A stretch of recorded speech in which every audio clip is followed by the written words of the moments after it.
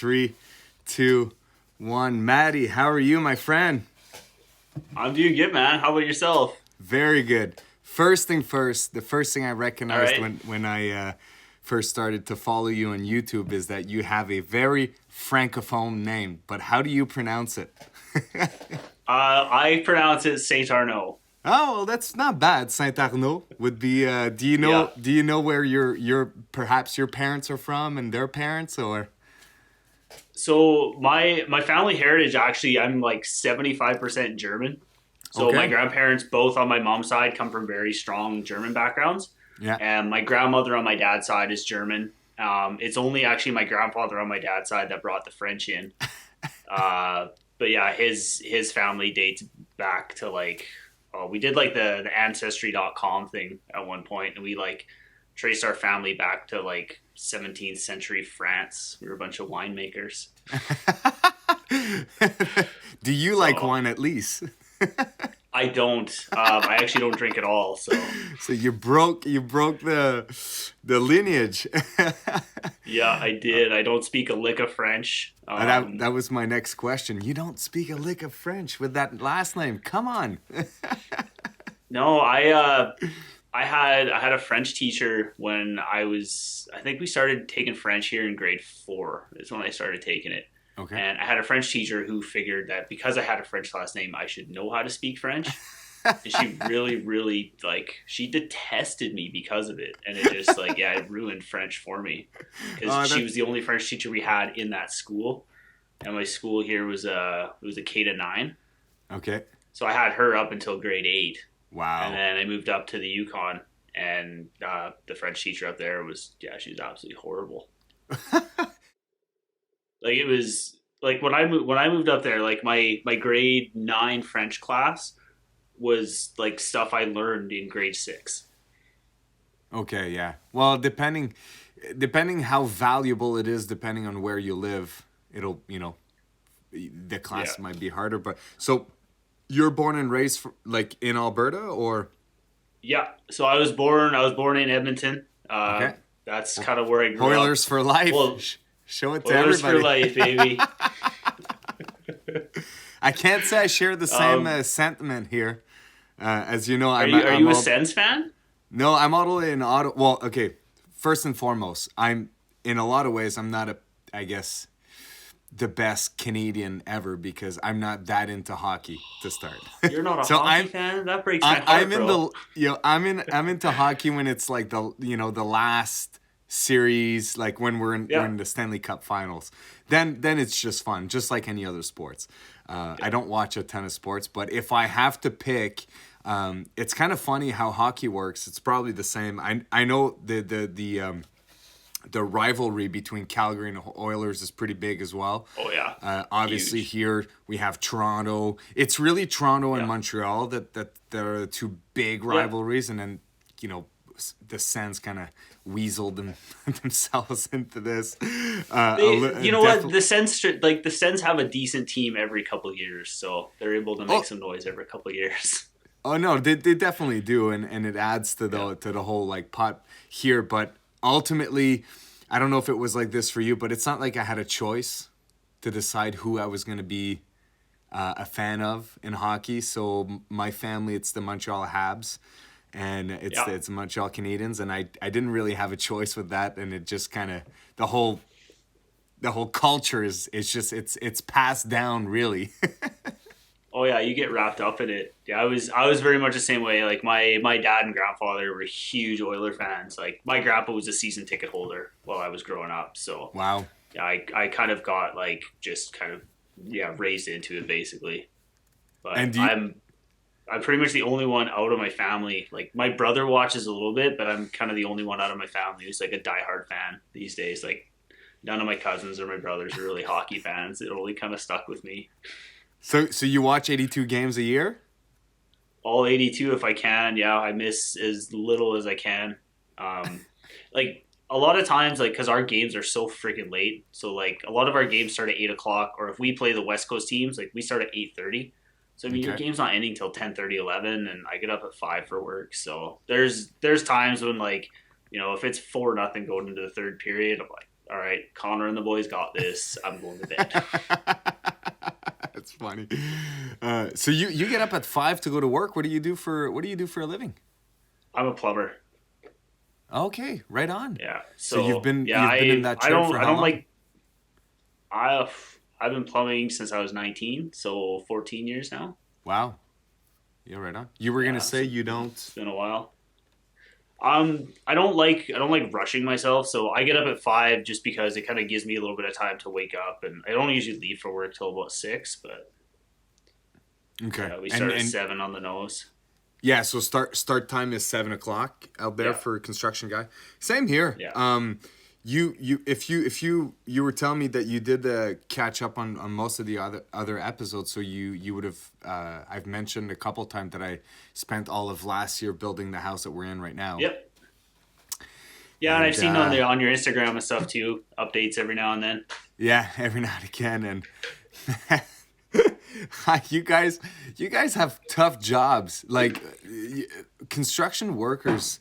I mean, I did it for a whole year, and mind you, I was doing it at the same time as working full time. But everybody was always like, Marty, how do you find all the energy to do all that? And the reality of it is, my day job is me sitting at a computer, kind of physically resting.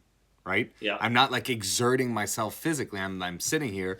I'm using my brain, obviously, but then I would get off my butt, at 6 o'clock, and then or 4 o'clock, whatever, and then go to the house here and work all night, and then kind of do it over and over again. And I took a full month off. The full month of October last year, I took off to yep, do the siding of the house, and it's a pretty big house because it's a bed and breakfast. So yep, it's just large because there's a business in it. Anyways, took me a whole month to do the Kenexel style. I picked here Saint Laurent, and I yep. would wake up super early. Some days I would spend all day just moving the scaffolding around, just like moving it from one side of the house to the other and resetting it up 3-4 layers up in the air, and then I I was like, I'm a pretty avid like trainer. Like I Yep. train like daily, but during that time I was like so physically destroyed. I'm like, no wonder these guys can barely make it to the gym. Like your job is tough, and plumbers, you're in the basement digging, freaking passing fucking Oh pipes and yeah. in the shit, and it's like, oh man, my hat's off to you guys. But you've been enjoying it for 14 years. Uh, I would say tolerating it more than enjoying it. But I'm not one of those people. I'm not married to my job. To me, Okay. like I took up plumbing because I'm pretty mechanically inclined, so I like working with my Yeah. hands. I'm terrified of electricity, so I did not want to become an electrician. I figured Yeah. plumbers make pretty decent money. I don't It's an absolutely hate it, honorable so I can job. kind of stick with doing it. Yeah, Yeah, and like there's definitely worse things I could be doing with my life. So yeah, for sure. And it's like I said, it's an honorable job in a sense that everybody needs a plumber. There's always going to be work. It's valued in our society because we have sewage systems yeah, and all that. I actually had to change at my I own a before I moved here. I still own it. I have a triplex. And yeah, that's actually where I was this morning. That's why I got up so early. We were talking just before the podcast, you and I yeah, said I had a long day. I had birds in my who had nested in the vents of like the exhaust vent of the shower area. But the yeah. thing is, my triplex is like the way it's set up. It's like one apartment per floor, right? So Okay.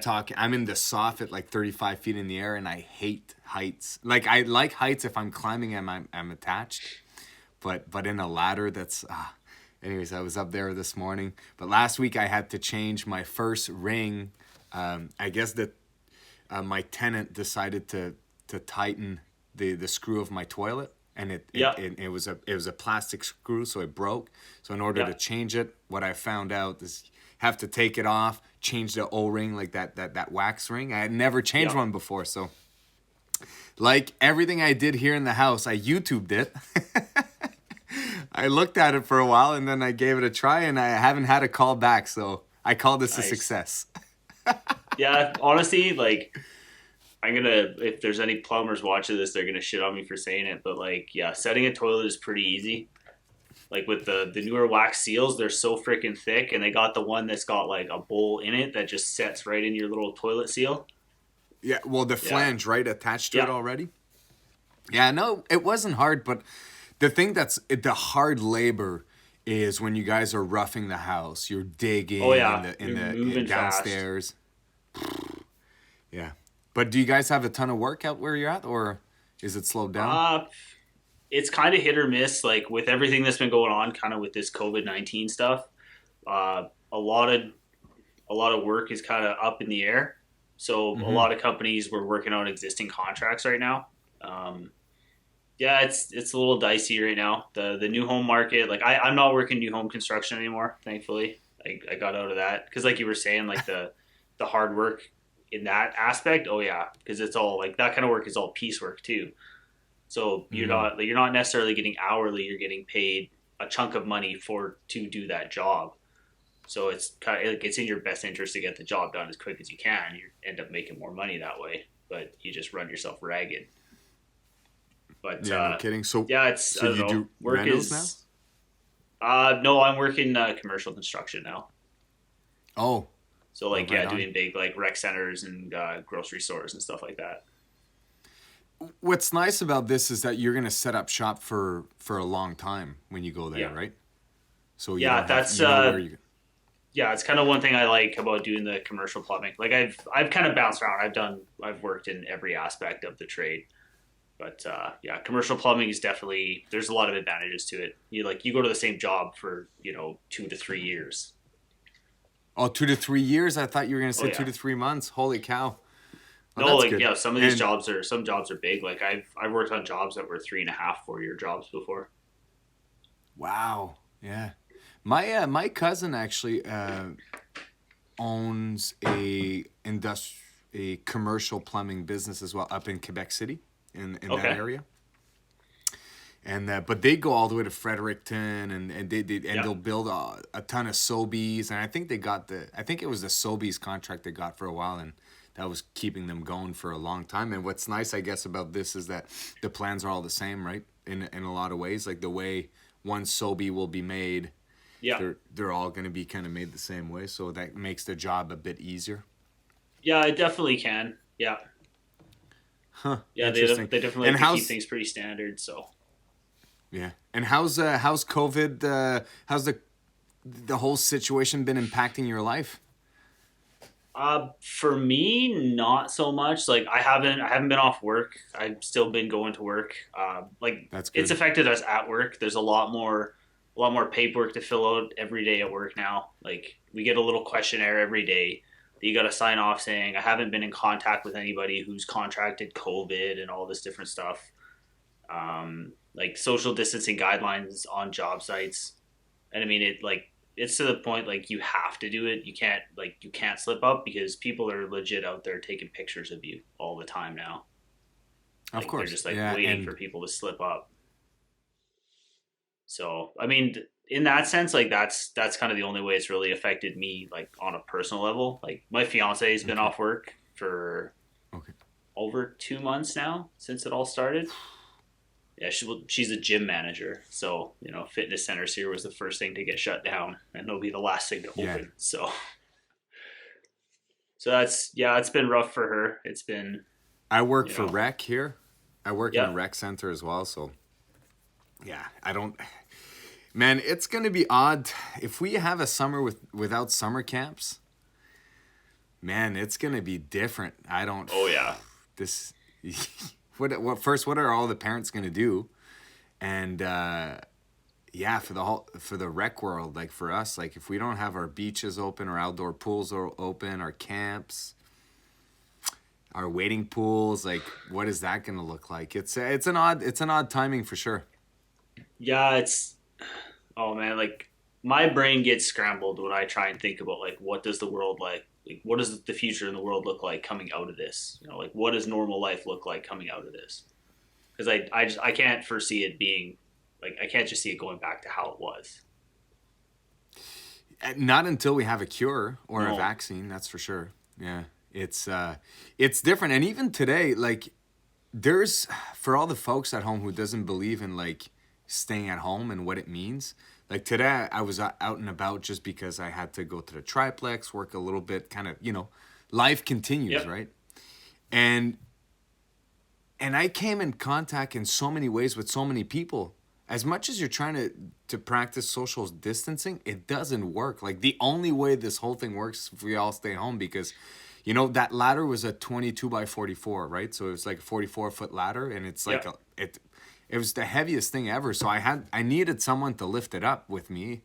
Well, you might as well be sneezing in each other's faces, like you're like Yep. a ladder width away, and it's like, what do you do? Like this job needs to get done, yet we can't be close to each other. What do we do, right? It's hard. Yeah, it's I know there's so many things about it that just they don't make sense to me. Like, but Hmm. that's the way the world's going right now. It and that's the only way you can look at it. It just is. Yeah, It's like just that's what it is, right? So yeah, that's kind of what we've come to in my household, anyways. Kind of what we've come to just kind of accept that this is what it is, and we just kind of got to ride it out until it's over. Because I just think like the more people push back, the longer it's gonna go. Like I don't know. absolutely. Yeah, that's another thing too. Like, if we're not being strict, like for here, the rules are getting a little looser in a sense that the kids they're going. Some kids, well, parents have the choice to send their kids back to school as of May 11th, and the school system's gonna reopen. It's got a ton of like, you can't have more than 15 people per classes, and Yeah. the teachers might be wearing masks. Nobody can come close to 2 meters. You can't use the gymnasium and the equipment. Nobody can use the structure outside. It's gonna be super weird. I see the value, although we're putting a lot of people at risk, like the teachers and all that, by doing that. But at the same time, the sad reality is that there are a lot of kids in really bad situations at home, Oh yeah. and that's the truth. And it's as Absolutely. sad as it gets. And sending them back to school, as sad as it is in a lot of ways, it might be the only, offering a lot of relief for these kids. So in that sense, I'm really happy. But for us, we have 2 kids. They have each other to entertain themselves. Both my wife and I have the ability to be able to provide a little bit of teaching. I mean, we're not teachers by Yeah. any mean, but we, we're fortunate enough to be, we went to school, and we understand, it makes sense for us, and it's been working decently. So but it's just weird, you know what I mean? I think everybody has kind of to make their own decision. We all have to kind of accept and respect each other's decisions, because I don't think there's a right or wrong answer here, to be honest. No. And that's like just like you saying that, like respecting each other's decisions, like that's probably the part about this that's like bothered me the most. Is just like people like I mean I've done the stay at home thing. That's been my thing. Like since it was instituted, I've stayed home.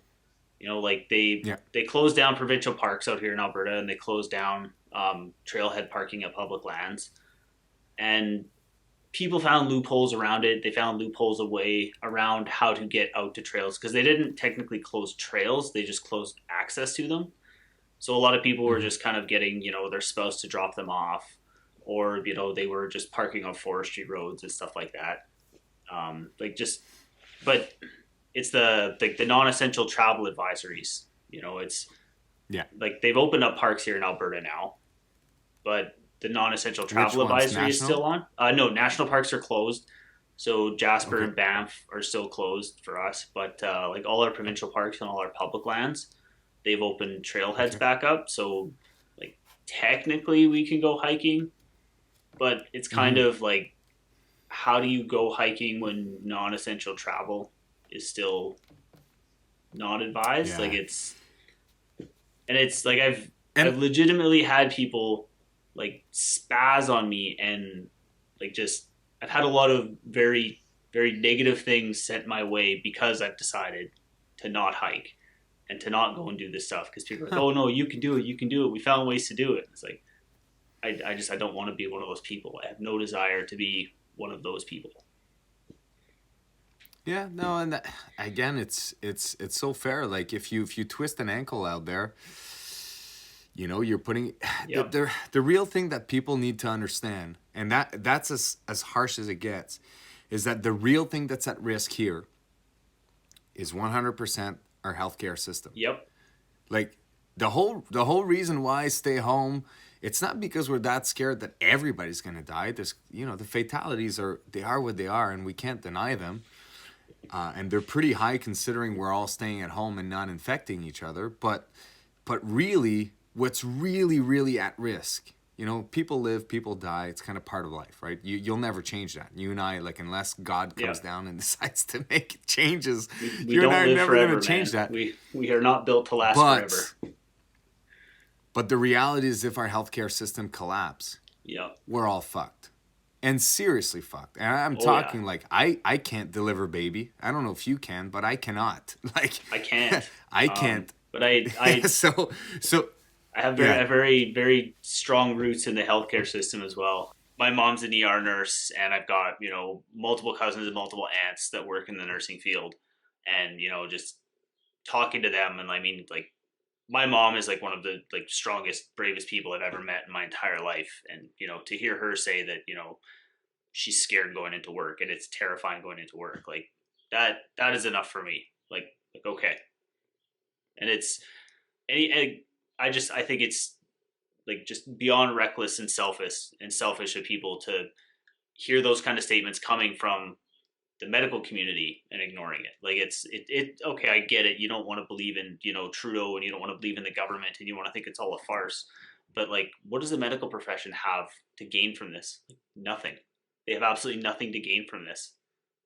So Nothing. yeah, Nothing at all. that's no. You got to respect these folks, Yeah, man. the They're there medical for us. professionals, man, like they are And freaking they're heroes through all this whole thing, man. I was going to say that. You stole the words. Well, I mean, from my mouth, but everybody's saying this, but like they are legit heroes. Like, Yeah. man, it's insane. Speaking of if we stay in that route, and I kind of wanted to chat with you a little bit with this, because it's something that you've brought up on your channel a handful of times. So I'm assuming that you're comfortable with it. But if you're not, we can always cut it later. Fire away. But something that you've mentioned a lot is I believe that you've been dealing with challenges with regards to anxiety and whatnot. And Yep. one of the things that's been helping you a lot, obviously, is to go spend some time outside. So, Yes. as a YouTube colleague who cares about all of you guys, myself, how have you been holding on in this situation? Because you kind of you can't take your drug right now in a lot of sense. Uh, I've got an amazing support system. Oh, good. I mean, like, my fiance and I are, she's my absolute best friend in the world. So, to be able to come home to that woman every single day that helps a ton. It's been tough, like, not being able to go and, like, visit family, and that's been really tough. I'm just doing everything I can to try and occupy my mind with positive things when I can't get out and go hiking. So like, YouTube has actually been a huge thing for me. I've sort of taken the COVID thing as like an ability to just push more into my channel and kind of delve more into that. That's definitely helped a lot. Just talking with all my hiking friends. Like Yeah. I've amassed a pretty solid group of friends over the last couple of years. Like, a lot of people I've actually met like through the YouTube thing. So like like you had Justin on your podcast the other couple of weeks ago there. Great guy. I mean, Justin and I talk almost every single day. Like just chatting with guys like him, and chatting with my buddy Marty and Evan and Mark and Craig and just all my different hiking friends. It helps a ton. That's been a huge help. And is everyone aware? Because I think it's such a mental health is such an underrated topic. I mean, more and more people are talking about it quite a bit, and the best analogy that people will talk about a lot is, and that I think is so valuable, is that you would never expect someone to run on a broken leg. Yeah. And But as someone who kind of has to deal with that every day, how, because you say you have a good support system, you obviously had to build that support system over time. So opening up to friends and family, kind of explaining what you're going through, has that been a big part of kind of helping creating that support system? A lot of it, I guess, just came from uh, accepting the fact that I had an issue and having to figure out what was going on. Um, yeah, like I'm bipolar, so kind of one of the big things that I deal with that is I will just go into like massive like bouts of rage almost. Okay. It's just you get this anger build up and it just kind of pops off and goes off. And yeah, that was kind of a turning point with my family, I guess, was being able to talk about that. Like when I was able to talk about that with my dad, and it just kind of really helped explain a lot of parts of me when I was growing up. Like when I was younger, I would kind of have these rage outs and I would just snap and say like some of the most like awful, terrible things to the people that meant the most to me. So it definitely, it was a lot of acceptance and just kind of like owning it. Just like, you know what? This is me. Yeah. I'm not any different. We just know what the issues are now. Yeah, being open, kind of being able to accept it, being able to talk about it has kind of been huge. I've been very lucky. I haven't really had anybody in my circle that's like shut me down when I tried to talk about it. So I think I've been very fortunate in that regard. Like I haven't had any pushback. I've never had anybody say anything negative about it. That's awesome. That's quality people you have around you for sure. If people can come to a point of accepting you, not judging you, it makes probably your kind of like you as the person who's dealing with this, it might probably, because you probably worry a lot about how much it affects others, I would assume. Yeah, it definitely, I guess it's how people perceive me. Okay, yeah. That's kind of the part that has really bothered me. It's people who tend to get closest to somebody who deals with the stuff that I deal with tends to be the people who see that side of it. So like a lot of my friends they never seen me rage out. They've never seen when it's like you just see red and it's just like a freaking bomb goes off. But like my fiance Lindsay sees it when it happens. So just to be able to see it and kind of understand it definitely has helped. Yeah. But and now, what does backpacking or going out into the wilderness? What kind of peace or relief does it give you on your mental health? It's like that's tough. Like a lot of people will say that they just like they get this instant sense of clarity when they step out, and like I don't really get that like that euphoric. Like everything is just kind of mentally clear, but interesting. I think a lot of it is like just the self-reliance aspect of it. That was kind of like that's what got me into it when I was younger. Like I had mentioned before, like when I lived up in the Yukon, I moved up there with my dad, and I really got into the outdoors when I was living up there, and it was just kind of the self-reliance aspect that kind of really pushed me. It wasn't kind of until I was in like my mid to late 20s that I realized that it was like really helping with my mental health. I don't know if you're kind of one of those people that believes in, those like you've probably seen the memes that pop up from time to time where it's like doctors are starting to prescribe like hiking for mental health and stuff. And I mean, I legitimately had a guidance counselor in my junior high suggest it to me for like anger issues, to just like get into hiking. Yeah. Cause like I was not a cool kid. I was not a popular kid when I was growing up. So, I didn't really have a whack ton of friends. Like, I mean, I moved to a small town, right? Yeah. So you're kind of that outsider kid. Interesting. It's good that you share all these stories because you're right. Like, I think how can I say it? Like a lot of people will talk about how they step on the trail, and I'll certainly be one of those that'll say like immediately as soon as I leave, I kind of leave like a baggage behind. Like that's kind of my feeling, and that's kind of like, okay, because now I get to do the thing I love the most. I'm I can easily turn a page in my life, if that makes sense. Like I can just be like, okay, this was shit.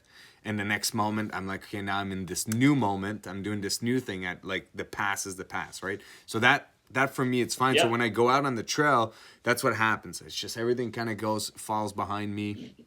I dive right into it and it's just fun. But it's good that we tell the truth about, hey, that's not how it actually works for me. For me, it takes me a little bit of time. It just, I have to get into it. I have to get into camp, maybe set things up, sit by the fire. And when I'm sitting by the fire, then things release, right? It's because too often in our society with social medias and whatever it might be, we kind of only shine light on the brightest and the most beautiful things, and we forget to talk about it's okay if it takes you a little bit of time before you can fall in the groove. It's fine. For me, I find when that moment hits, it's a very specific moment, and it's usually between like 20 minutes to about an hour and a half into a hike. I'll just kind of have this realization that like you stop on trail and you don't hear anything. Yeah. It's just absolute dead silence. And it just like the second that I realize that, like the next breath I take in is like the most delicious tasting air that I've ever tasted. And like I literally do, like I get that, like when I hit that point, I don't like, there's no cloud in my head. Like it's like I can have just unobstructed access to my thoughts and I can think everything out. And that's kind of what I love about it. Like I love the backpacking aspect because it gives me more time to experience that. Like I love those grueling, 20 to 30 kilometer days on trail where, you spend half the day walking in the trees and you spend half the day looking at pretty mountains. And it's the time walking in the trees that I like tend to love the most about those hikes, because you just put your head down, you get your thoughts, and you just go. Do you listen to a lot of things when you hike, or do you just go natural? You know what? I've never actually. I did on one of my last hikes from last year. That was on a suggestion from my friend Devin, who he thru hiked the PCT. Okay. And he told me I needed to get into podcasts while I was hiking. And I've never done that before. I don't know if I'll stick with the podcast while I'm hiking. I like getting into my own head. That's one of the aspects of hiking that I love. I love that I can just kind of get into my own head and, sort through some stuff while I'm out there. Yeah, you and me both, brother. I can hang out in my head for days. I can sort things out, flip it around, think about something else, bring it back. Like I tend to, I'm getting ready for my first marathon. I was supposed to run the Ottawa Marathon at the end of May, but that was canceled. But I'm still. Oh, that's awesome. I still decided to run it. I said, "Fuck it." I paid $140 to suffer for 3.5 hours. I'm doing it regardless. Plus, they're not reimbursing us, they're kind of inviting all of us to do it virtually. And the reason why they're not reimbursing us, it's not because they're a bad company or anything, but the organization that puts all that together. They spend all of the registration money to get the event going, right? So that money doesn't exist anymore. And if the goal is for me to have my money back, there's no way, because they don't have the money to pay us back. So it's either they don't reimburse us and they keep their business running, or they declare bankruptcy and I still don't see my money, right?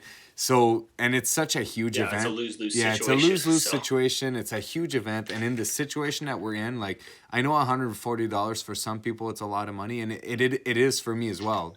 But at the same time, I see it as charity. It's like, you know what? That money pays someone's salary. Like, as a community, all of us that we wanted to come here and run, as a community, that money pays people a handful of people's salary. At first, I was upset, but now I'm like, you know what? I'm happy. Take it. Like, if it puts food on your table, fuck it. Take it, man. I much prefer that than having that anyway. So, but I decided... Well, that's karma, dude. That will come around. That is karma. Well, I decided to run the marathon anyway. So to go back with listening to music, I like putting audiobooks in and podcasts in when I go for runs, because lately I have to do like an hour and a half, 2 hour long runs, right? So it's just Yeah. painful and long. But what I've realized is that there's two things: the comfort. It's gonna sound silly, but the comfort of having something in my ears. Like I'm a late '80s kid, right? I was born in Yeah. '88, so I grew up with headphones in my like on my head. You know what I mean? Like, Oh, 88, you're just a baby. yeah, I'm just a child, but like I I don't remember not having a Discman, like a CD player or a walk. Like we had a Walkman, then a CD player, then the MP3 players, and then the iPods, and so I always had something in my ears. So first of all, I enjoy the feeling of the earbuds in my Yeah. ears. Number one. Second, what I've come to realize is it just creates a blanket of white noise, and then it's just where I get to find the darkest corner of my head, like because ultimately I don't listen to anything I'm listening to a whole, like, not that attentively, because I'll be distracted in my own head, and it just kind of makes the time go by, I guess. Yeah. So it's No, I just definitely I get like that with driving. That's what music is to me in the car. Like I don't ever like listen to the songs. I'm very much I'll pass time with my own thoughts, but the music helps with that. But I mean, I've never tried the music on hikes, but maybe I'll give it a go. That actually might work. it's okay. I think you need to find a balance, because if you constantly have, you know, I don't know for you, but when I go on hikes or when I go in nature in general, like, between backpacking or portaging, canoe trips, whatever it might be, Yeah. there's another dimension that you get, or, utilizing all your senses gives you an experience that like the smell before it rains, or the Yeah, for smell of sure. fresh falling leaves, like in the fall, or and then the one morning I was up, like, funny story. When I went canoe camping with the kids, and the way our tent was pitched, we were just a little bit at an angle, not enough to bother us to sleep, but enough for water to kind of like pool all in one side. Yeah. And my oldest daughter, so it was my youngest daughter, me, and my oldest daughter, and my daughters would have been 5 and 6 back then. So, anyways, my 6-year-old daughter peed the bed Yeah. on our last night, and all the pee went underneath my sleeping pad and right onto Rosie. But anyway, so by the time I finished cleaning this off and I gave my sleeping pad and my sleeping bag to whoever it needed it, I just stepped outside. It was like 4:30 in the morning. I'm like, fuck it, I'm gonna get up, and I just listened to the birds for like an hour and a half. Like each of your senses Yeah. will give you different experiences. So Oh yeah. I understand that if you're gonna hike at PCT and do like 8 hours a day of hiking, it turns into a job. So, sometimes Oh when yeah. you work, I'm You'd have to assuming have it for that for sure. yeah. But for the weekend warrior, I would encourage people to step away from that habit. We always put music on when we work. We always put music on when we're in the car Yeah. or podcasts. Try to step away from that habit. It's a neat experience. Yep. It's actually when you're talking about your story in the tent with the pooling up inside the tent. Was Lindsay and I took our dog Remy out for it was the first backpack trip I did with Lindsay and him. Like I had done trips with Lindsay and I had done trips with him, but not the two of them together.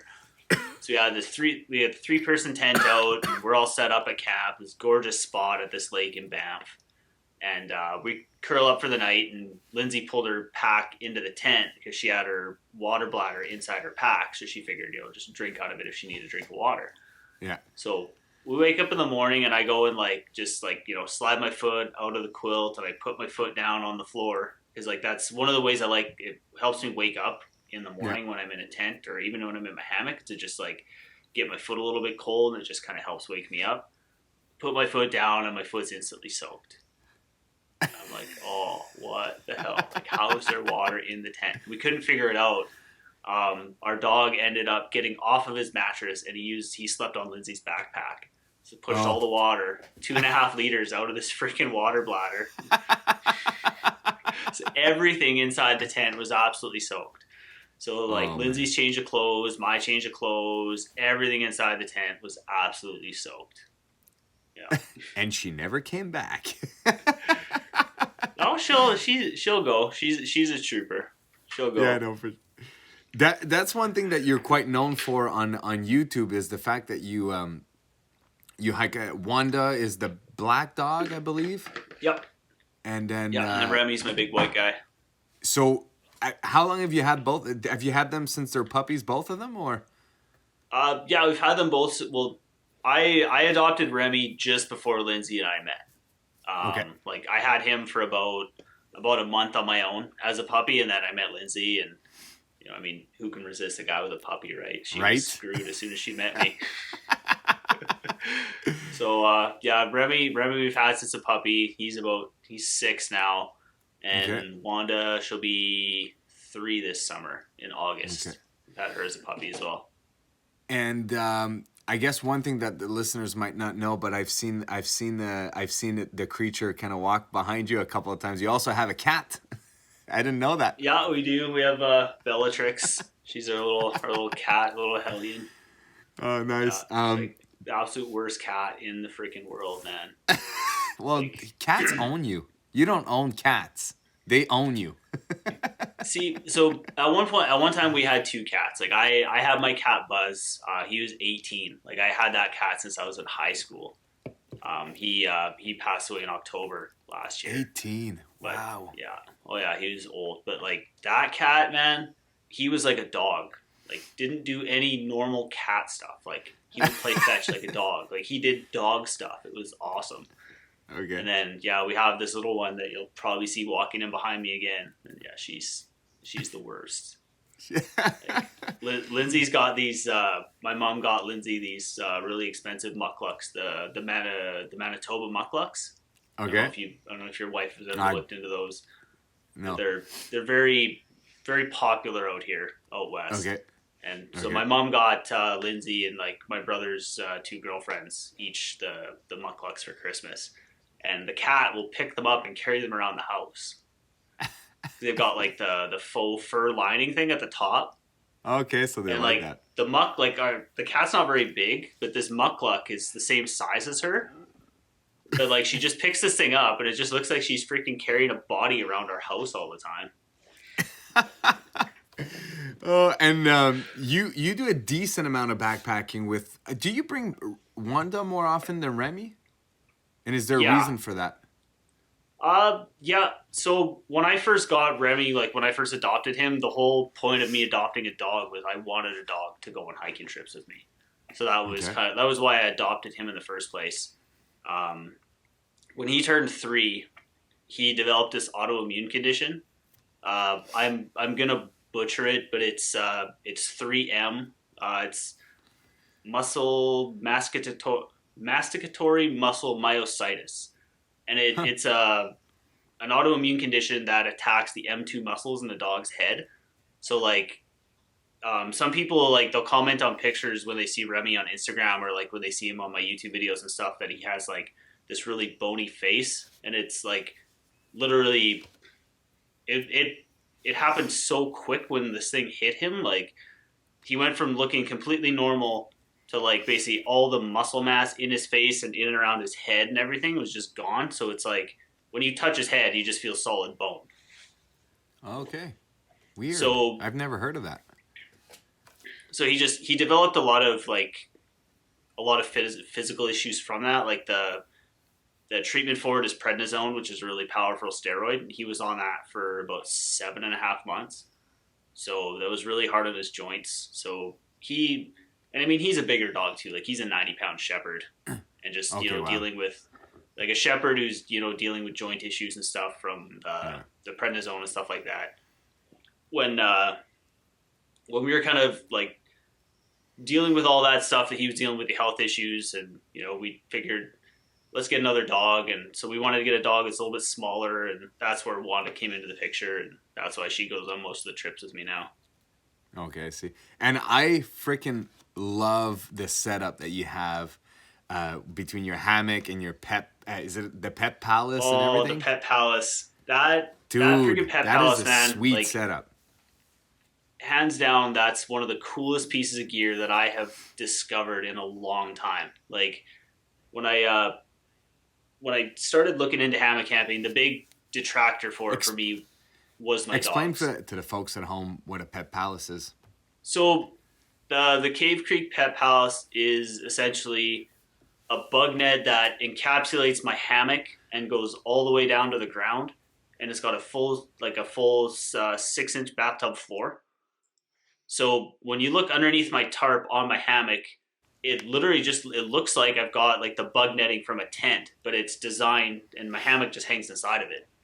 That's such a sweet setup. I mean, I've seen so many cool pictures or videos of you. You just wake up, you can pet your dog underneath you.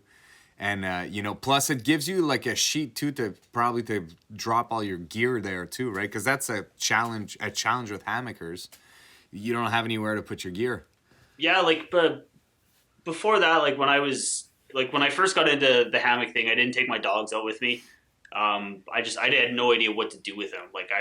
I didn't want to just make them sleep underneath my tarp and get roasted by mosquitoes all night, or risk them just like wanting to walk off in the middle of the night. I wanted something for them to have a little bit of protection. So when I found the Pet Palace, it just it clicked off all the boxes that I wanted. I used to carry a sheet of Tyvek, maybe, I don't know, 4 foot by 3 foot that I would just have underneath my hammock. And I could put like my pack and my boots and stuff on there and keep everything dry. But yeah, this thing, I don't need a ground sheet or anything with it. It's just it's like a bathtub floor of a tent, essentially. It just chills under my hammock. Yeah, it's an awesome, awesome setup. And it's the one that I have the regular size version. They make a bigger one that's the bathtub floor is bigger, where it's almost as big as the bathtub floor on a 2-person hubba hubba. Okay. Yeah. So, I mean, you realistically, if you really wanted to, and you had 3 people, 2 people you were close with, you could have 1 person in the hammock and then 2 people on the ground underneath with a setup like that. That might be my setup with the It's kids. doable. That might not be a stupid setup. It's pretty cool. That is. When I first got it, I wasn't sure how the dogs were gonna do with it. Wanda is she's a suck. She's what at home, she sleeps in our bed. She sleeps directly in between us, with her head usually on me and usually her butt pushed up against Lindsay. She has to be close to you kind of dog. So I didn't know how she was going to do with the Pet Palace, but she took to it amazing. The first time I set it up and I put my hammock in there, I just have this little, I don't know, it's maybe a 3 or 4 foot chunk of those little half-inch thick blue foam bedrolls you see at MEC or Atmosphere. Yeah. I just have one of those. I just cut it down to whatever, however long the dog is. So I put that inside there and I just said, "Okay, go to your bed." And she just crawled in and lay down. Nice. Oh, that all worked out pretty good then. Yeah, so before I took her out on a trip with it, I had it set up in the yard. I'd come home every day and I would set it up, be outside playing with the dogs, and I would go sit in the hammock and be like, "Hey, want to go to your bed?" And then, by the end of the week, she would just go lay in there on her own. When she got, she just wanted to go lay down. She'd just go chill in there. So, all right, this will work. And it's worked apps like a freaking charm. Zero issues at all. It's been perfect. For the folks at home, if they wanna kind of go and check that out, which of your videos would you refer them to go check it out? Because if anyone out there is into hammocking, they have a dog, I have never seen a better solution in my opinion. It's a sweet setup, and if you want to check it out, which video would you? I actually have a video I did. I did a video just on the Cave Creek Pet Palace. That's right. Yeah, I remember that. Yeah, I did a video on the Pet Palace. I show it off in a lot of my trip videos. Any of my trip videos, I have my dogs out with me. If I've got it out there, I usually show it off. Yeah. It's pretty cool. Like I said, man, one of the coolest pieces of gear that I've found. It was pretty innovative. Talking with Rick, the owner of Cave Creek, to kind of come up with the perfect Pet Palace that suit all the needs that I wanted to cover. He was super accommodating with customizing it any way I wanted to. Wow. So that's awesome. It's pretty sweet. Yeah, these small companies, they're fun to work with. I haven't had the opportunity to work with any of them yet, but when I hear a lot of, you guys who get to, some of the other YouTubers who get to work straight with like Waymark or with like Yeah. Z-Packs or with like Light AF, like it's so freaking awesome. It's such a cool thing to do. Oh man, the cottage industry is cool. Like I haven't worked with any of those companies to talk to, but like I have a pretty good relationship with UGQ. Yeah. I've got a couple products from them. And that's I Chad, right? chat with them Is it back and Chad forth that quite a owns bit. it? Or Yeah, I chat with Chad over at yeah, UGQ. Yeah, yeah. I've yet to meet and then any of these guys, but the whole thing is awesome. It's just freaking awesome. oh, they're awesome, and it's like being in the hammock thing. Like the hammocks are dominated by the cottage industry. Like I mean, there's some like kind of commercial grade hammocks like the Hennessy's and Yeah. stuff, but I'm sorry, like if you guys are into Hennessy hammocks, they don't stack up. Is that right, eh? Like it's night and day difference. It 100% is night and day difference. I've only Like spent one night in a hammock, and I have to. Was it one of those like those parachute ones? Yeah. Like that's like the three different colors with like the big rigid seam sewn down the side. No, it's actually just a chillax hammock. I call it one of my luxury items. I bought it at Costco. It's one of the Costco hammocks that they come. They're not designed to sleep in at Okay. all. They're designed to lounge around, Yeah. but when I go portaging or canoe camping, and for all the folks at home who have kids, if you go backpacking or anything, you bring a hammock or two. They're a little heavy, but they're dirt cheap at Costco. But the kids they'll play in there forever, and I just tie them around trees, and it occupies them. It's fun for them, but for me as well. When after a long day of like hiking or anything like that, if you pull out a hammock like that just to lounge around, you're like the most popular guy in town. So I typically try to bring it. It's I take the weight penalty. I don't really care about weight, to be honest. And I do care about weight, but I agree with you. The weight penalty carried for a hammock is worth it. yeah, Like I mean, even my hammock setup, like I've got it dialed in pretty lightweight, yeah, and I still like eat a weight penalty even over my tenting setup. Like yeah. I can get lighter going with a tent for sure, but the hammock is Well, 100% worth it. Well, I for had the brought that quality of sleep. hammock with the tent because it was just something to do once Yeah. I would get to, excuse me, once I would get to camp. So anyway, so I set it up. It's my last portaging trip from last year in the Algonquin Park, and I have it set up in between two trees. The folks at home have heard me say that story so many times, and I'm just laying there, and I'm like, I think I'm gonna sleep here tonight. And both of my other friends who I was with, Pierre from Outdoor Therapy and Alain from AOB, they're like, you should sleep in it, but just sleep at an angle and take your sleeping pad, put it underneath you. It'll kind of give you a bit of it'll cut the wind first, and it'll also kind of flatten you out a little bit more. So I decided to try it, and I don't sleep well out in the backcountry. It's something I've accepted, and it's something that for me,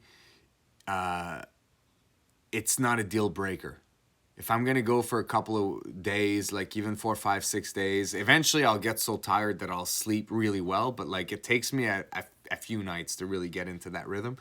But that night was the best night of my entire camping career, and I've been camping since I'm a toddler. So that moment on, It's true, man. that It's true. Hammocks are a game changer when it comes to your quality of sleep. So Like, so for me, the only thing holding me back right now is I do a lot of the camping and a lot of the trips with both of my kids, and they're only 7 and Yeah. 8 right now. So the setup that you just said about the pet palace and the hammock, Yeah. I could have the kids sleep underneath me. So the thing is, they still get up at night. Kids will wake up, they'll be confused and disoriented as to where they are. They might have night terrors. There's a lot of different things that can happen with kids at night. They might pee their pants for no reason, just they had too much fun and drank. They didn't want to, whatever it might be. So I'm not ready yet to not sleep in the same tent, especially too, like, it's very rare, but you never know. What's to say that, a mountain lion's not going to not that I can fight off a mountain lion, but you know what I mean? I would much prefer being in the tent if an animal was to, for whatever reason, right? So, but Oh, for sure. eventually, And honestly, like the Pet Palace actually would almost work out perfectly for that because like one thing I've noticed with using it with my dogs is like the second Wanda sits up, I know she's awake because she sits up and she bumps you, oh yeah, yeah, right? So I mean, like I mean, she like she'll generally like she'll weasel her way, like she'll crawl directly underneath me. So when I'm laying in my hammock, I'll just drop my left arm out and I can just like reach down and scratch her or whatever. She's right there. yeah. But like, yeah, the second she sits up, it's like I get jostled and I know it right away. Oh man, it's awesome. You mentioned you got into the outdoors up in Yukon, in the Yep. Yukon. What's that story? I've never heard it, and I've been following you for a year and some now. So when my dad is he's an auto body guy by trade. So he was trying to work his way up into getting like a management role, and there was a shop up in Whitehorse that called and offered him a job. So my family ended up moving up north, and my mom and brothers decided to come back to Alberta, and my dad and I stayed up north we stayed up there for 5 years. Wow. Yeah, it was pretty sweet. Like I grew up in a small town just outside of Edmonton. Okay. I grew up in a farming town, so I was kind of raised. Which as one like was it? I was in Stony Plain. Okay, my sister is born in St. Paul, Alberta. That's not far from Okay, Edmonton. yeah. Eh? No, not too far. So, but anyways, go on. So then you were in Yukon with your dad, and then Yep. So my dad had a lot of buddies at work were big into like the four wheeling, and so they would go out on these like overnight quadding trips and stuff. And like I mentioned, I wasn't like the coolest kid when I moved up there. I was the short kid growing up. Like I didn't hit 5 feet tall till halfway through grade 11. okay, Like wow, you were tiny. I started grade 12. I was 5'1". Day one of grade 12. I was 5'1". Wow. So yeah, I was the easy target to get picked on. So I didn't have a ton of friends. So my dad told me this one weekend, he's like, "Hey, me and my buddies are going out hunting. You're coming with us." And I was like, "Okay, sure." Can I shoot a gun? Yes. So I was like, "Yeah, okay, cool. We'll go drive around some quads and shoot guns and stuff. Awesome." So like, at first, I hated it at first because I mean, you're hunting in the fall, so I mean, up in the Yukon, it's like already freaking -20. We're like bundled up in winter in October, out on these freaking quads, and I'm like miserable and I'm cold. And my dad's like, "Okay, go start a fire." So like, I was like, take some sticks, and like, I was just gonna like dump some gas out of the jerry can and start a fire. And my dad's buddy's like, "No, no, no, we're gonna teach you how to start a fire." So they got in there with like the knives and like shaving down and like how to start a fire with a fire steel. Nice. And that kind of is what got me hooked on it. Like I just like, man, that's so cool. That's you awesome. can just take this little rod and make a fire. Like that's awesome. And so like the next time my dad went out, I was like, "Hey, do you think I can go with you guys again?" And that's kind of how I got into it. It was just like going out with my dad and his buddies, and like for a kid who's about to get into the outdoors, like I can't think of a better place to live. Like, I mean, it was like from my front step, I could literally walk across the street and then down 2 houses, and I was on Crown land. Wow. Yeah, and there was like trails like right from my house. Like I could see a trail from my front door. Wow. And there's so many like stocked lakes up there, because they do a lot of fish research and stuff. And it's like I don't know, like I don't know what the waters like the lakes and stuff are like out in Ontario, but like here in Alberta they're very dark and murky, and like up there, I mean, you're looking down 200 feet in a lake and you can see right to the bottom. Wow. No, well so the water here, Ontario and in Quebec, like our fresh water system is through the roof, beautiful and amazing. That's why there's so many, canoe tripping and all that going down here. But it's, but you can't see 200 feet down. I mean, you'll have some really pristine, clean water, but like, it's just, it gets pretty dark fast, I guess, but it's not necessarily murky or anything like that.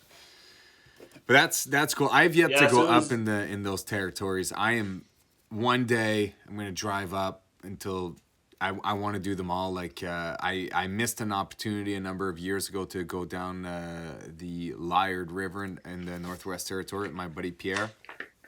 Just not the right timing with me, with the kids. And I played the whole fatherhood and family thing at a very young age. So, but the way I like to see it is by the time I'm 40, my kids will be 20. So it'll be my turn. Exactly, dude. Like, you're going to be 40 and your kids are going to be at the age where it's like they can just go and they can do all that stuff and they're going to be able to keep up. And they're going to be showing you all the new tricks. And you did it right, hopefully, man. You did it the smart way.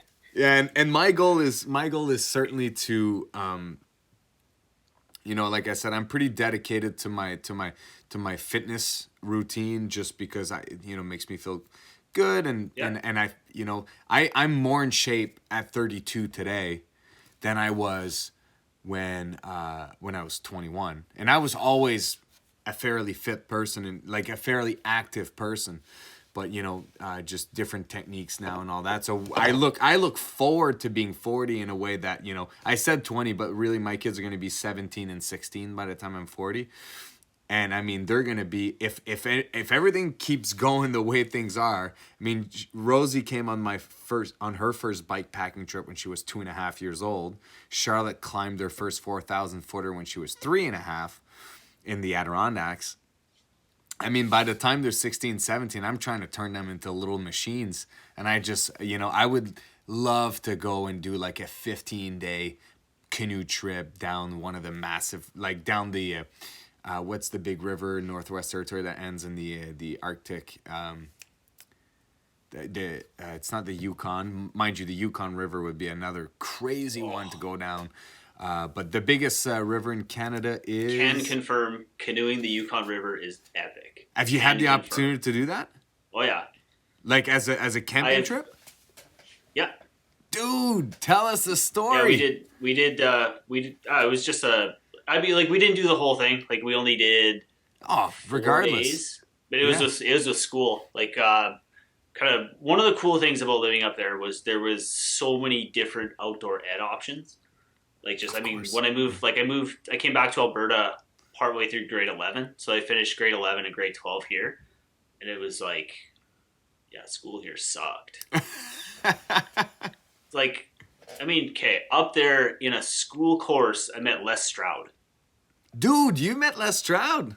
He's like the pioneers of like all of us makeshift YouTubers trying to video ourselves. Oh, yeah. Les Stroud was like, he was up there doing some kind of like wilderness conference or whatever. And I was doing I got 2 high school credits for doing an outdoor survival course through my high school. Nice. And like Les Stroud was one of the guest speakers at like one of our last like sit-in things for this course. I would love to sit across from Les Stroud. He looks like such a simple guy. The best part though is like, I had no clue who Les Stroud was at all. Like, had this interview, like he did the thing and I had a picture with him and everything. It wasn't until I was like 22. I think it was 22. I saw him on TV and I was like, I freaking know who that guy is, man. I recognize that guy. Where do I recognize that guy from? And my dad pointed out, he's like, yeah, that was that guy who did the talk at your school. Damn, that guy's famous now. Yeah, and man, the Survivor Man series, I still listen to them from time to time. Epic, man, epic. I watch those all the time. Epic, and there's always been like the fight between the Bear Grylls and the Survivor Man, and whatever all of them are. I don't know for a fact because I've never actually spoken to Les himself, but I've heard the stories through whether on the Rogan podcast when he was there or at different places. A lot of these people sleep in hotels at night. Okay, like Bear Grylls doesn't sleep on the makeshift for sure, beds guaranteed, man. Like, but Les Stroud goes Bear alone. Grylls, like Bear Grylls has a series where he takes celebrities out. He went and did it overnight with Obama. Obama did not sleep in the bush with Bear Grylls. He stayed in a freaking hotel guarded by secret agents. You heard it here first. You heard it here first. Conspiracy time. Yeah, it's a Pair Extreme exclusive. Yeah, Pair Extreme exclusive. Oh man. So what did Les talk about? What was the whole like? Did he have like a specific? I think he was just up there talking about like different wilderness skills and stuff, and then he did like a little tutorial. I'm pretty sure he did like a little tutorial on how to do like a bow drill fire or something like that. Like it was just like primitive survival skills. That are awesome. Oh man, that's Yeah. that's dope. Maybe I would. I don't know if he comes around to Ottawa to do like some conferences or anything like that. But I need to look into this because I would love to get to just sit in the room and hear him out. Oh yeah, to definitely like one of those like one of many things that I like when I look back on like living up in the Yukon that I just like didn't realize how awesome of an Yeah. experience that really was. Like, Wow. I mean when I look back on pictures from living up there and it's like I could look at mountains while I did dishes every single day. Yes, but in I mean, and fairness, it's like I had access to that every single day, and it's like I live 4 hours away from it now. It's like oh gee, I wish I would have taken advantage of it more and appreciated it more for sure. is Edmonton that far away from the Rockies? Like, what's the Yeah, closest access point for you? Is it Jasper? it depends. Like, so you hit mountains just before Jasper. Yeah. So Jasper's about a 4 hour drive for me, and there's a small town called Hinton, just outside of Jasper. That's actually it's where my mom lives. So that's actually a big reason why I do most of my hiking in the Jasper area. Okay. Is I can drive up on a Friday, drive 3 hours, get to either my mom's house or my youngest brother's house, or even like Lindsay's parents live there too. Oh God. Yeah. So I mean, we have a free place to stay, and you get up in the morning and you're 45 minutes from the park gates at Jasper. Wow. That's pretty cool. So So and this. then Oh, you go that like you go west to Jasper, or I can go south towards Calgary and I can hit Banff, but Banff takes me about 5 hours to get to. and when you go hiking in the Rockies, I always wondered if that's how you guys approach it or not. So for me, I do most of my my hiking in the Adirondacks, right? So that's kind of Yep. where I like to go play in the whites as well in the White Mountains, like Mount Washington and all that. But when I go to the Adirondacks, I go there to backpack or to hike, but I really go there to summit mountains. Like that's the whole purpose of like I mean you can go Yep. hiking in the Adirondacks, but I wouldn't drive 3.5 hours just to go hiking. I go there to try to reach a summit, right? That's always kind of Okay. what I'm trying to do because I guess I just like climbing mountains. For sure. Now the mountains in out west are like dwarfing over top of the Adirondacks, right? Like they're just like monsters, or they're dwarfing the Adirondacks mountain. Do you guys have the same approach? Like when you go out to hike in the Rockies, do you go there to summit mountains and then you sleep in between them in valleys, or do you go hiking and you'll go through the passes and appreciate the peaks just from a distance? Like how do you guys A organize lot it? of it depends. Like I I tend to get more out of just like I like pushing myself with the distance traveled. Okay. Um, when I was younger, I used to do some peak bagging and stuff like that. But that's just, I don't know. That's just not. It's not really my scene. Okay. I honestly I do prefer like the hiking aspect of it. Okay. But it depends. Like there's for maybe once a year, my friends and I will plan a trip where we'll kind of hike in, set up a base camp in a valley, camp there for 2 or 3 nights, and bag some peaks kind of in the outlying area. But Yeah. for the most part, I tend to go for the distance hikes more than the peaks. Okay. And I mean the views from at least from from the videos that I've seen from you, the views they're worth it anyways. You don't have to stand on top of them. No, I mean like the views from up top are definitely nice, but like the peak bagging definitely dominates the hiking scene out here in Alberta. Oh, it does. Okay, that So was my it's question. oh It yeah, is. Yeah. Okay. the peak bagging definitely dominates. Definitely dominates. There's a lot more day hikers out there than there is backpackers for sure. Honestly, same in the Adirondacks. I mean, like in the Adirondacks, we have like this. It's called it being a 46ers. So it's doing all 46 mountain above 4,000 feet in the Adirondacks. And what's neat about the Northeast is all these mountains, like you'll climb well above tree line. And that's an experience in itself. Like, you know, being 5,000 feet of elevation, it's nothing. It's not high at all. And if you go more south, like you know, on the AT you hit, what's that? I can't remember the name of that park. Anyways, doesn't matter. But if you like, the highest point of the AT is not it's not a bald peak above tree line. It's just because you're more south, the way you know the kind of the environment works there. But so that's the fun part about the Adirondacks, is that you get to go above tree line and climb up, and that's neat. And to go back on the 46ers, like that's kind of the whole goal of going to the Adirondacks, is to climb all 46 peaks above 4,000 feet. It is challenging to do, but most people will do them as part of, like, you know, day hikes. They'll go and they'll bag 3 peaks and come back and sleep at home or in a hotel or hostels. For me, I love to do it full pack. Like, I go down there, I take the whole experience out. Like, I just pack 40 this, you know, in the winter. I do most of my hiking in the Adirondacks in the winter time, so it's going to be anywhere between 50 to 60 pounds between our ice axes, our massive like crampons. That hurts just hearing 50 I know. pounds. Ouch. That's the when I said earlier I don't bother too much about the weight, it's that most of the time all the hiking I do is in like the deep cold winter. So you need your snowshoes, you need your ice climbing crampons, you need your ice sack, you need your trekking pole, and then on top of that, like, you're not carrying like a little like 0 degree sleeping bag. I mean, my sleeping bag is a minus 30 Celsius sleeping bag, and I used to use a self-inflatable foam forever from MEC, like just the Reactor 3.7. I just changed this year for the X-Therm, which changed my life, to be honest. Is it worth it, the X-Therm?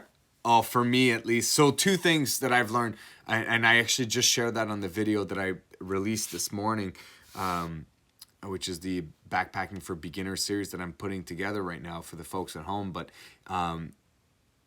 if I had to start it all again, because I've been going to the Adirondacks since I'm 12. I'm very lucky that my dad got me into it very young. And I fell in love with it. If I had to do it all again, and I was going to I was going to buy one piece of gear, and I was going to spend prime dollar on, it would 100% be my sleeping pad. Because earlier I said I don't sleep well in the wilderness, and I think a major problem has been my self-inflatable pad. So especially for the beginners out there, if you're just starting, you're not going to go as cold as I do. So you don't need a $250, $300 sleeping pad.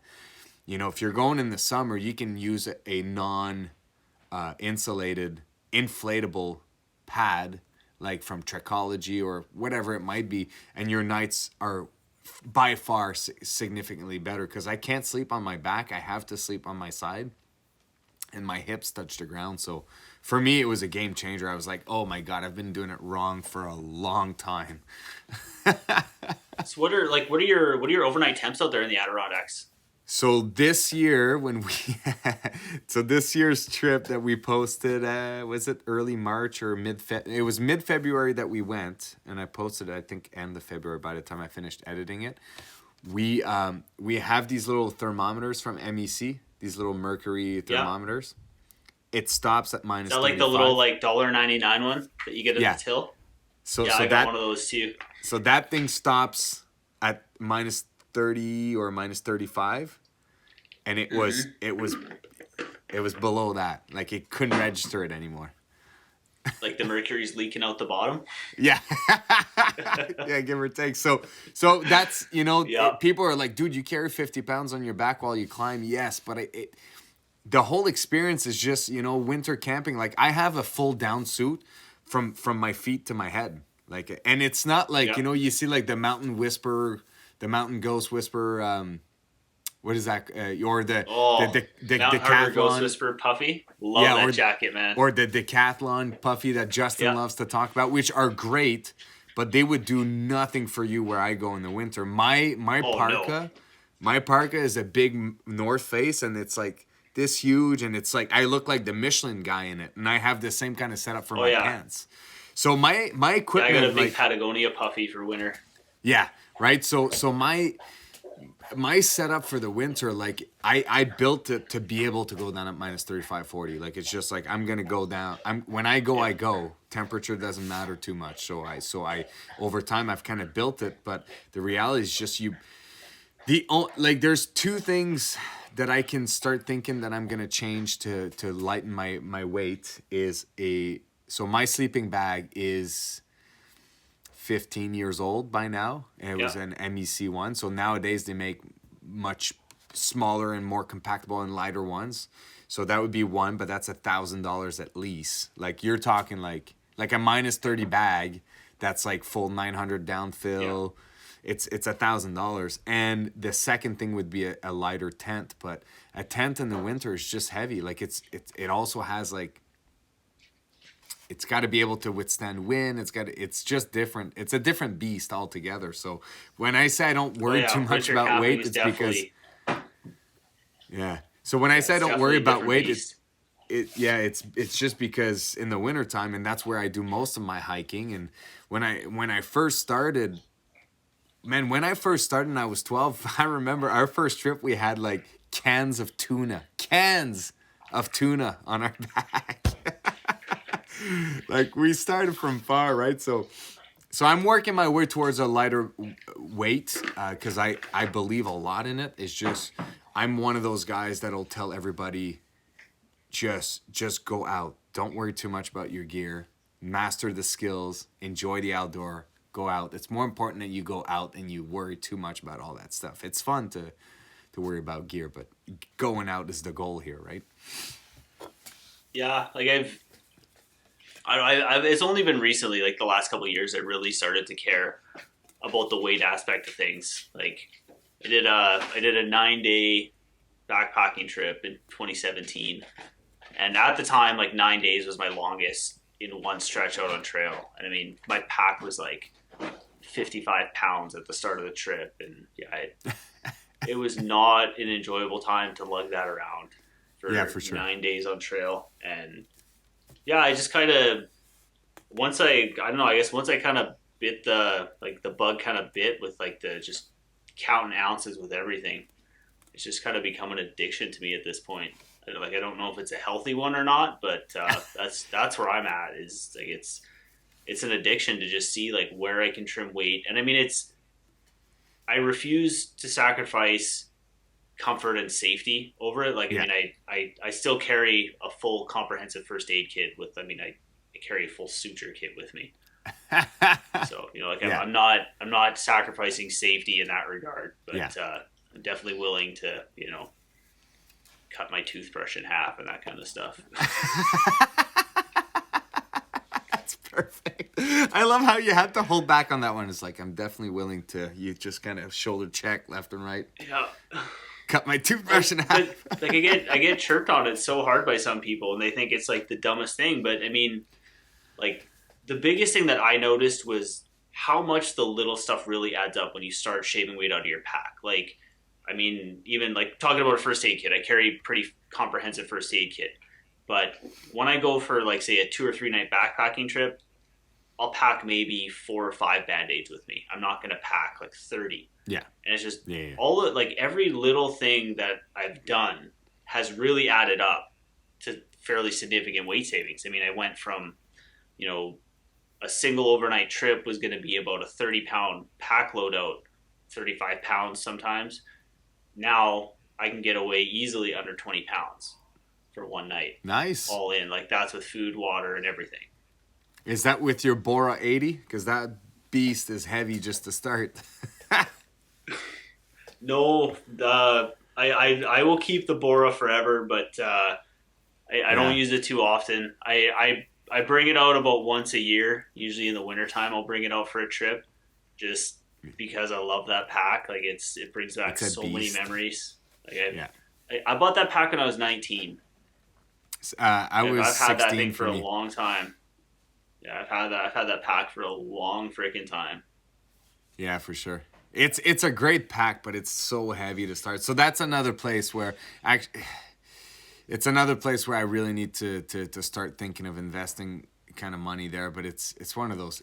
It's just it never ends, right? So I try not to focus too much about it because again, I just like I prefer. Here's the thing I can do. It's hard for me to justify dropping $300, $400, $500, $600 on a really high end pack, when I have the rest of the family and all that. But I can always run more miles and get stronger and get fitter and still keep up. And that's kind of, you know what I mean? Like that's kind of what I've been focusing a lot more on is my physical abilities to get where I need to rather than focusing on getting the gear that I need. And with that, over time, because of course every year I buy a small little piece of gear, like this year was the Thermrest, Yeah. So I buy a piece every year, but it's just like in the meantime, I'm not gonna wait 6 years before I'm under 20 pounds to go out. So I just focus on just getting stronger, getting fitter, and I just keep pushing, and that's kind of how I get to go out. Well, and I don't have kids, and I think that's kind of one of the advantages that I got in that regard is I was definitely able to I didn't spend a whack of money when I decided to kind of go more lightweight. I think like the biggest investment I made, I bought a new pack when I went with the Osprey Exos. Yeah, and you like that pack? I love it.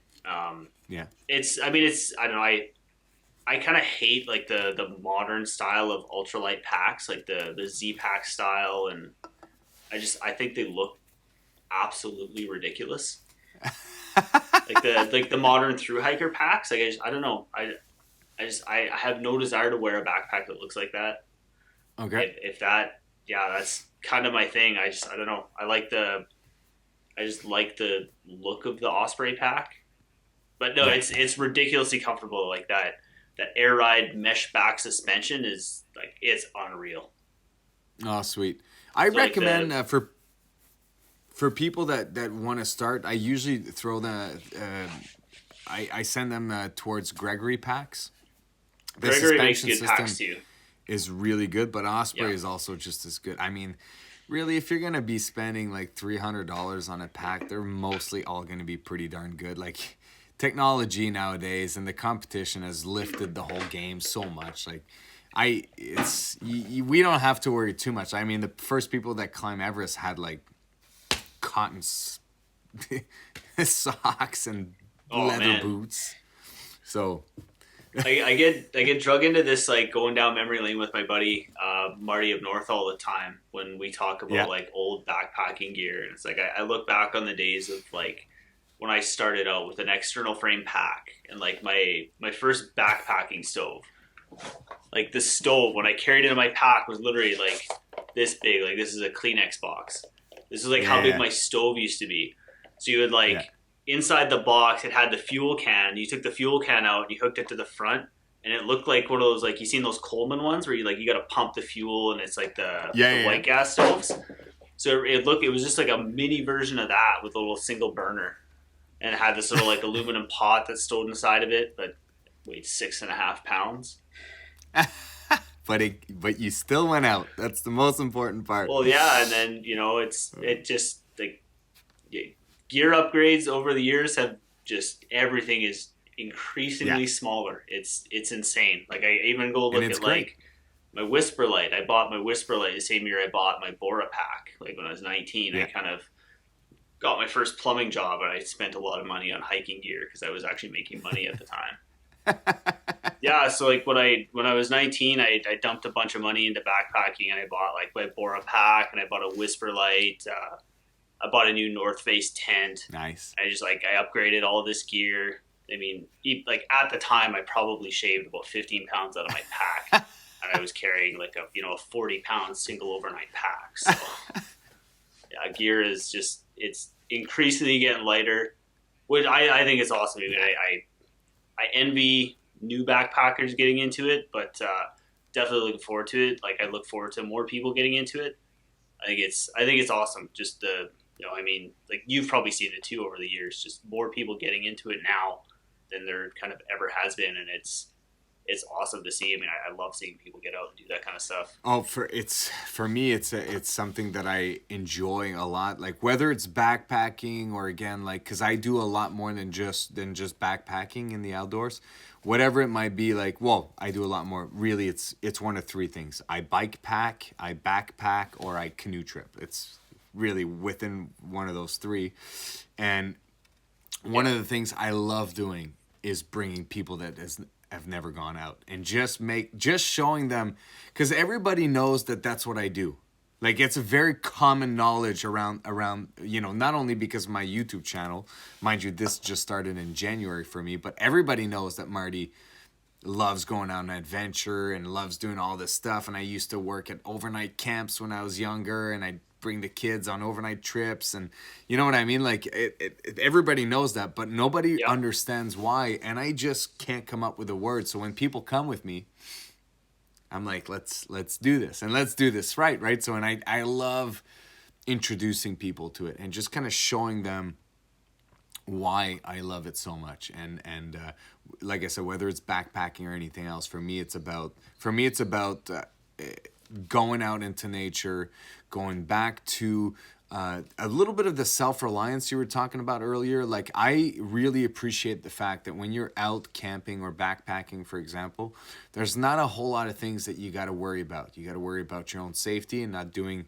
the Nope. wrong move, right? And just so you're safe. But after that, it's like, it's very primal. Building your nest, which is making your shelter, finding food or cooking your food that you've already brought, just, to feed yourself. So shelter yourself, feeding yourself, making sure you have water. Like you're only focusing on the things that your machine, your meat body actually needs to survive. And I think that's what's so therapeutical about the whole thing. In my opinion, I've tried to think about this whole thing like for a long time to try to explain it to people. I think it's the fact that you remove every other aspects of life and you just do what your meat body requires you to do to survive through this activity. I think that's why it's so therapeutical. That's my opinion, but I try to show that to people as much as I can. Absolutely, I completely agree. Like it's I can't explain how awesome it is when you get somebody out on their first trip, and it I've found it usually tends to happen like your first breakfast and you're sitting there sipping your coffee and you just kind of look over at your buddy and you're like, this is why we do it. Get it now. Right? For sure. There's this moment. To me, like that's yeah, that's one of my absolute favorite parts about backpacking. Honestly, is just I I have this like roll of selfies on my phone, and I take a selfie of every epic place that I have my morning coffee at, Nice. which is kind of a thing for me. Like I'm sure like most adults, I love my morning coffee. I mean, I love being able to look back and just like these epic places that had morning coffee, and it's like I got there and I didn't take my car there. Like my feet got me Yeah. there. It's like I think that's probably one of the coolest parts about it is like if you want it, you got to work for it. Like you don't get those epic views. Well, I mean, I guess you drive to the Rockies, you get pretty epic views just driving on the road, but It's not the you same. don't get those experiences. It's you got to work for it. It's one of those things. Like if you've never done it and you've thought about it and you want to kind of experience it, like you just kind of got to suck it up and do it. And man, you're so freaking right on this one. And it's like, I've been thinking a lot about putting a video out that's going to be called 5 or 10 Reasons Why I Hate Running. It's gonna come around to that. That's the fact that it's hard and challenging is the very reason why it's that fun. And you Yep. gotta, if people go out the first time like, oh man, it was so hard, or like I went for a 2 kilometer run and I'm just dead. Why do people enjoy that? You just didn't go far enough. Like there's a place, once you commit to doing that, there's a place down the road that the rewards come out of. Like, and for Yeah. runners out there, if you run less, in my opinion, That's my stupid opinion, by the way. Yeah, it's just me. If you don't run past 15 kilometers, the whole concept of runner's high and that feeling that people talk about, the long distance runners talk about, you will never get it. It comes after like, so I was telling you, I'm getting ready for my marathon. So the Yeah, longest run so far I've done is 27 kilometers. And that's incredible. I kid you not, the first 12, okay, which for me, that's my first hour, I wanted to turn around and go back. And that's another thing. Most people think that you like running, that's why it's easy for you. No. I hate it just as much as you until I touch the sweet drug that it gets to me, but I got to get there. It's the same thing with hiking. It's the same thing with canoe camping. It's the same thing with anything. Like you know, you got to push past that. Once you get there, then it's sweet. It's like it's just like once you hit that sweet spot, man. And Like once you're there, and like once your mind gets there, yeah. I can't think of a better feeling in life, honestly. Like there's nothing in life that like just does it for me. Like when I hit that feeling where Yeah. you're in this. It's like, yep, you're doing And this. you worked really This is my life hard. for the next couple of days. You finally made it to destination. You're drained. You know Yeah, exactly. That's where the fun is. That's what you gotta get to. Like, right, we're so used to this easy life, right? This easy, like, and I think it just you get that reconnection with nature. Yeah. It gets you back to like what we are at our core. Like I don't know, I'm gonna go on a tangent and I'm gonna release my hippie side a little Matt, bit. But go like deep. You and I are both I don't hippies. necessarily Let's do it. I don't necessarily believe like human beings were not designed to live in these big mechanical monstrosity cities we live in, man. Like at the bare bones of it, at the bare guts of it, like human beings were animals. Like, we were living in caves, we were walking and doing all this stuff. Like, yeah, we're blessed to have these brains and, make all these technological advances. But there's definitely something to be said about just getting yourself back out there and reconnecting with that side of like human nature. God, yeah. Well, that's what we've done for hundreds of thousands of years. Like, really, it's only the past 500 years that we've been civilized.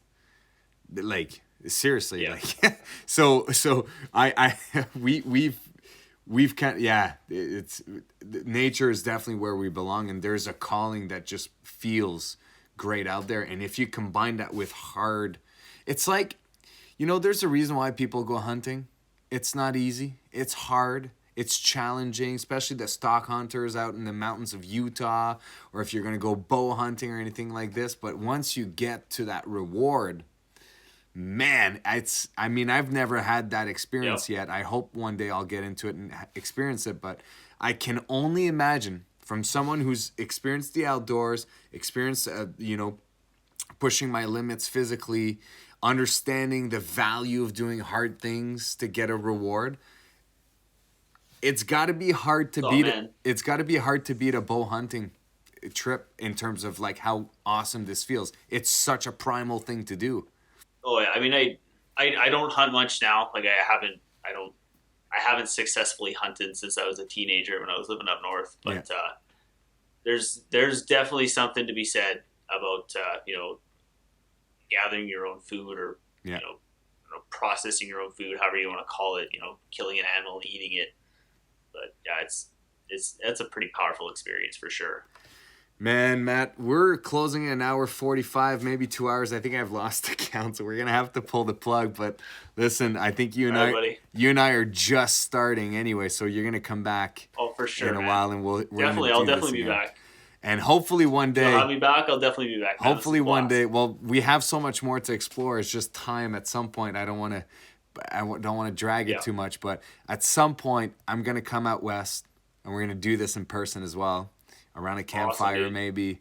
That would be wicked. I would love to go out. I'm hoping that Justin will come down to Ottawa to come visit his family sometimes. And I don't know when he told me. But anyways, we're going to try to organize a trip. But when I come your way, there's no way I'm not doing any of that with you guys. So Tell all the folks at Oh, home. dude, for sure. I promise you, you make it out west here, I will find you some epic places to sit and have I, coffee.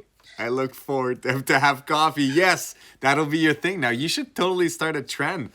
Tell all the folks at home, please, where they can find you. Instagram, Facebook, webpage, YouTube page, the whole thing. Where can they find You Matty guys can Outdoors? find me online at just go on Facebook, go on Instagram, go on YouTube, search me up, Matty Outdoors. Probably the only one that's gonna pop up. I don't think it's a very common name, but yeah, that's where you guys are gonna find me if you're interested in checking out more. Yeah, and for all the folks at home, if you're into hammock camping and you have dogs, you're looking for for tips and tricks, Matty is a go-to resource for that. So please give him I some very much love. appreciate that. Thank you, man. Cheers. Yeah, for sure, man. This was a lot of fun.